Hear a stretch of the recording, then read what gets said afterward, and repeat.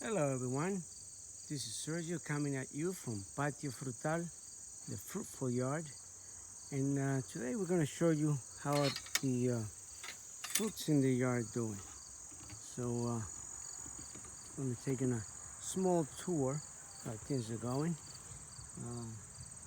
See the eggplants under here, doing pretty well. We've gotten a lot of eggplants already. Zucchini is still producing, but the amount have diminished quite a bit. Now, when I come down here, you're gonna see this bush here is the ground cherry, and it's loaded. I mean, we pick up tons of it, and the next day there will be tons of it on the floor. So it's called the ground cherry, and you see here they have a look kind of like a tomatillo, but it's small, sweet, tastes like an orange and a pineapple together, and it's very sweet. Oop, lost that one. Sweet. Oop, lost that one too. Sweet. Your kids will love this. I know. My kids always have loved this fruit. Very easy to take care for it. As you see this area here, that's 4 plants, and there are hundreds of fruit in the ground. So very productive. You can give and give, and you come back again, there'll be more on the ground. And the reason it's called ground cherry is because you wait until they fall on the ground, and that's the signal that they are ripe. So we're gonna go back out. Oh, over there we have pears. Those are kaffir pears. Those are producing good, but it's a long walk onto that side. So we're gonna go around the yard, show you what else is growing after the mid part of the summer is going. Now we are here. These are Artic kiwis. Now I got 3 different varieties of kiwis. This plant particularly, I put it in last year, and it's the first year on the ground. And I'm going to show you how soon you can get fruit, because for what I can see right here, there is fruit in there. There you go. There you can see it. There you go. So that is the first fruit that it produces. This one here, it's called 10.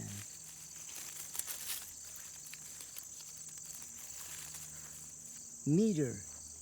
And the particularity of this kiwi is that it will turn color when it's ripe.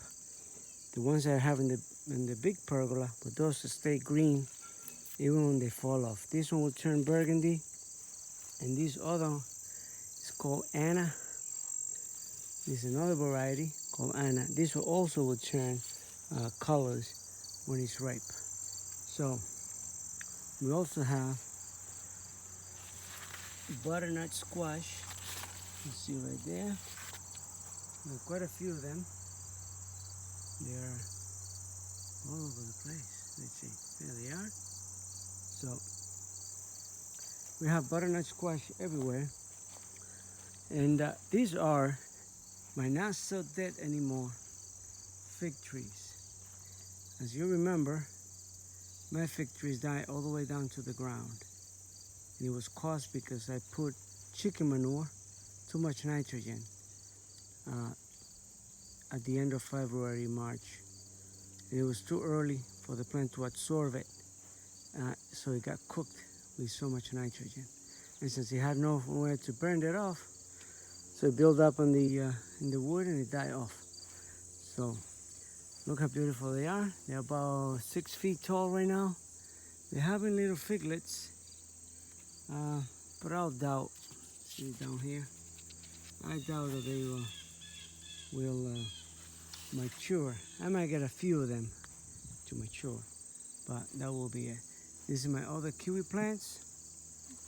This one I bought at Lowe's. Look at the size of these leaves. They're humongous, totally different, and they are fuzzy. Sound like a sandpaper. So we don't know what kind of fruit.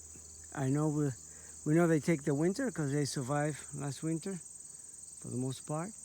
And this is my other Chicago Hardy. Fig.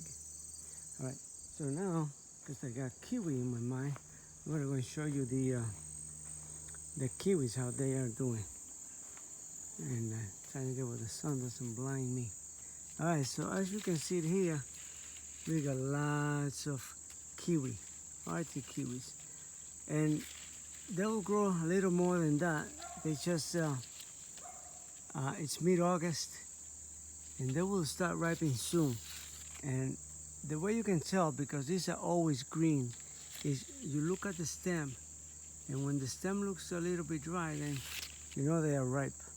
But once you get experience looking at it, you know which one is ripe. But that's a telltale sign. And we have lots of kiwis this year. It's a tremendous amount of kiwis everywhere. So we're gonna be enjoying this for 2.5 months. Usually at the end of October, that's when the frost will come and kill whatever's left in the plant. But that gives me a window of 2.5 months of eating kiwis. And that's the beauty of this plant. It's not a 2 weeks harvest like in a peach or a plum. This one is continuously producing for 2.5 months. We already picked a couple of ripe kiwis that fell, and we're just gonna keep on going. So, all right, so I'm gonna show you this here, and this is a stump, a hollow stump that I put in the ground to plant my new kiwis. These are 2 kiwis here. These are 2 female kiwis. Look how tall they are. They're already over 10 feet tall. I put this at the end of May over here. And I'll tell you what variety they are. And you can read it with me if you can. It's my shadows. That's it. There you go. It's called Ananasnaya, female hardy kiwi. And this one, it's called Ken's red hardy kiwi. These are both female. So when you are growing kiwis, you need a male for cross-pollination. And since my pergola full of kiwis is right there, I'm gonna do an extension up here. And these vines are gonna go in that extension. And I'm also gonna have a male vine coming up there, which I already chosen. It's already in there. That I'm gonna pull to have it in between them, because otherwise you're not gonna get too many kiwis. So by putting the male straight in between them, the cross-pollination is almost guaranteed that it's gonna happen. All right, so that's on the kiwis. Now we're gonna come here to the pawpaw. My pawpaws are doing wonderful. It's my shadow. All right, so as you can see over here, we got one flower with 4 fruits. We got one here with 3 fruits. And we got some other ones in there. It's more, one more with 2 in there. So these are my prolific pawpaw, which are delicious. And these usually are the first one to start ripening up. Usually by the end of September, they'll be ripening up. Some more pawpaws. So we're gonna move into this new replacement plants that I put over here. This is a candy hard blueberry, which is a combination of plum, apricot, and cherry. And this one here is a double supreme pluot. And these are hybrid plants of plum, peaches, and cherries, whichever way they are laid out, but don't know it specifically. But these are replacement for one plum tree that I cut. This is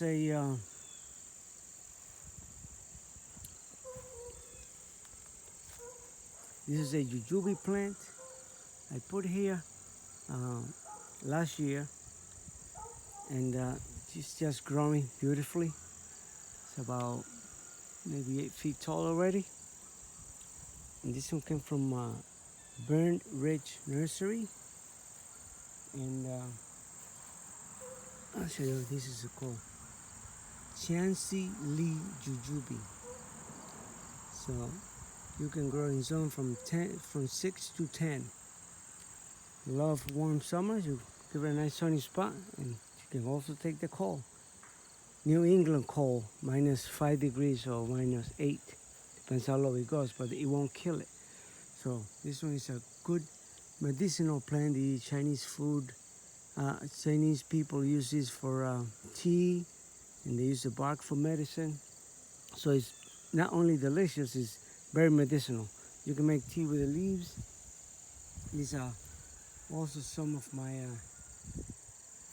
new figs that I got. That one's a no-name plant because I don't know what variety it is. But this one here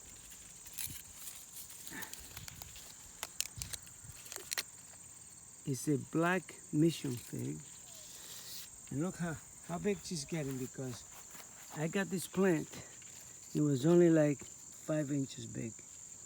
Now she's pushing a foot. She's doing very nicely.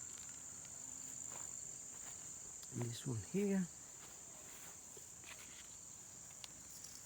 This is a yellow long neck. She's also doing beautiful. And I also have another jujube here. This one is called the Black Sea Jujube. And I put it here so it will cross-pollinate with this one here. They're only 5.5 to 6 feet apart. And they'll mingle together for the cross-pollination. By the way, the Chansey Lee is supposed to be a self-pollinating plant. But it's been flowering, and I showed you still have flowers. But there is no fruit. See the tiny little flowers right there? Very tiny. It's been flowering, but I see no fruit. So I think my idea of planting one so close to it is the right idea. Cross-pollination is guaranteed when you have 2 different varieties across from each other instead of having it far apart. I don't believe too much in the self-pollinating thing. So I'm going to show you now. There's some more paws. I'm going to show you how these figs are doing. This is the Olympian fig variety, and it is growing beautifully. And if you see, I have a nicely tight, because it was a very skinny branch when I got it, like a pencil size. And look how healthy she's gotten. And she also have 4 different new shoots that came up, and they're looking pretty good. And this plant is doing very nicely. And it's producing fruit already. It's only been on the ground for, what, 3 months? We got fruits. And those fruits, they will ripen. You can see they have a red little bud. So that means they will mature. And when the time will pass, and they'll will mature this year, we're going to be enjoying those first Olympian figs. Now, we're going to keep going. That is a plum tree that is all done. No more fruit. And we have here, these are persimmon. These are American persimmon. See, as you can see, some of them are dropping off. You see them on the ground. And they could be dropping off for a few different reasons. Could be not enough watering, which I don't think it is the reason. I think they just didn't get cross-pollinated. And I believe that's the reason why they are falling off. You can see the fruit. And these are stringent variety, as all American persimmons are. And I got 3 American persimmons, but I also just bought Japanese persimmon. And these are these baby plants over here. So I'll tell you where they are in a second. Yeah. These are the Meikawa Euro persimmon. As you see, tiny little plant, but it's growing. That's the new growth right there from there on. So it's growing a foot already, plus there's a new shoot on the bottom too growing up. Now, this one here is a Nikita's gift. Now this plant in the chipping got broke all the way down to where the graft was. I didn't think it was going to make it, but look at that new shoot that it grew right at the graft spot. It's coming all the way up. It's already growing over 2 feet, and it's splitting and it's growing 2 branches. So it's doing very nicely. And over here, this is the start of the yard. This is the Italian ever-bearing fig. And this one has some good size figs. Look at the size of those figs. Beautiful. It has about 7 or 8 of those beautiful figs. Those are going to be, I think this will be the first fig in the yard, which are doing just beautiful. So we also have some volunteer tomatoes. You can see them here on the ground. And what I have here is my Asian pear. These are the golden Asian pear, and these are the giant Asian pear. So these ones are ready to be picked. This probably will be picked today because once the hornets start to drill on them, well, you know what happened? There's going to be more hornets coming after them. See that one have a little hole in there. Oh my goodness. Definitely going to be picking this up today. They are so sweet. What happened now, as you can see, look at the hornet. They're already getting in there. So if I don't pick them, they will take them all. So I gotta get them picked out of my plant. I want those for me, none for the hornets. And this one here, now you know in the middle of August, this is already ripe. But this one here, they have almost 2 months to be ripe. So although they flower at the same time, they got different harvesting time, and that's the beauty of having variety. You get a longer harvest for the whole summer. So this will get picked today. This I'm gonna pick in a month and a half or 2 months. So moving along, we're gonna go to the back, and we're gonna show you what happened to my other paws. So you can see. Now, let me show you the size of this plant. This plant is about close to 14 feet tall. I'm going to have to cut the top so it doesn't keep on growing. This one also is about the same height. These are both like 8 years old. But this one, this is the MC1 pawpaw, and it's the first time that it produces fruit. And I'll show you what she's done for the first time to show off her stuff. Look at those bunches. In the same branch we got 3, 7. So we got 11 fruit and 3 flowers, let's say. And so she's producing nicely. And this other one has some more fruit on there. More fruit over here. More fruit on this side. So the pawpaw department is doing beautifully, and it's up to you how tall you let your plants grow. But mine is already 14, 15 feet, so I'm going to cap them up around 12 feet. because I don't need to go that tall. And now that's the MC one, and this is not far from it, maybe 12 feet. It's my pawpaw, the mango pawpaw. This one has some nice fruit going up there, even way up there. There's fruit. Let me see if I can focus that. Yeah, there it is. Small fruit up there. So you see here, pawpaws everywhere, but this won't be ripening until almost October, or at the end of October. See, I even got some broken branches. I think a deer must have gone by, and since it was already tied, got more fruit. I have some nice bunches over here. So this one has a good amount. And you know the bugs did their job. Well, this is pollinated by flies, by the way, and beetles, because the flower is a little stinky. So you can see that we have fruit there. But look up there, way up there. Let's see if I can see it. Yeah.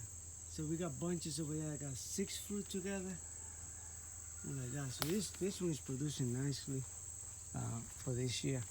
So I can only encourage you to plant stuff. In the end, you're the doer in your yard, and you do what you need to do. But if you have the space, plant many varieties of pawpaws, because they are the most delicious fruit in the USA. Until you taste it,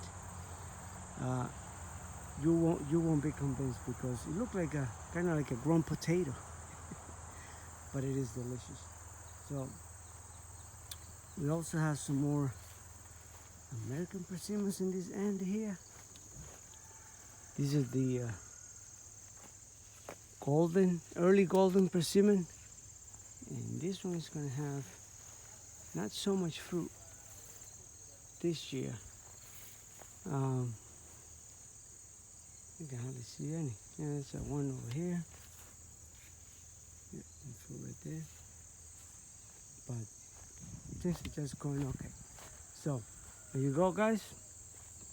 That is my update. We're coming over here to the golden apple, and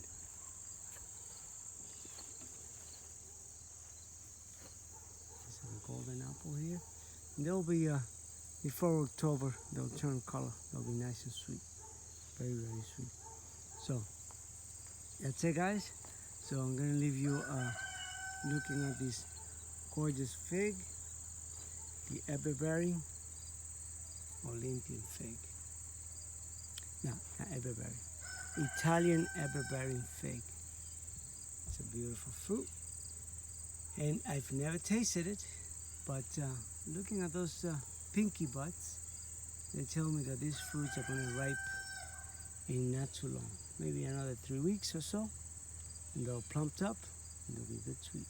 So from Patio Frutal, hope you like, share and subscribe, and look at the beauty of the yard, and you have a good evening.